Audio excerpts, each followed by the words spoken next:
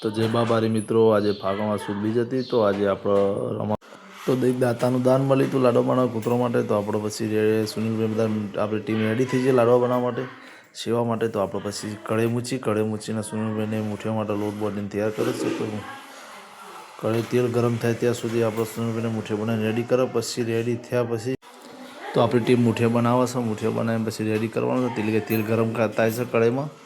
તો જો આપણી ટીમે મૂઠિયા તૈયાર કરે બનાવી, તો આપણે તેલ ગરમ થઈ જવા તૈયાર આવીશ. તો મૂઠિયા થઈ જશે રેડી. તો આપણે તેલ પણ ગરમ થઈ ગયું છે. તો વિપુલભાઈ મૂઠિયા નાખે છે કળાઈમાં. તો આપણે તળીએ છીએ. અને આરતીનો પણ ટાઈમ થઈ ગયો મંદિરે. તો મંદિરે આરતીનો ટાઈમ પણ થશે. તો વિપુલભાઈને મૂઠિયા નાખે છે કળાઈમાં. તો આપણે તળીએ છીએ મૂઠિયા તળીને.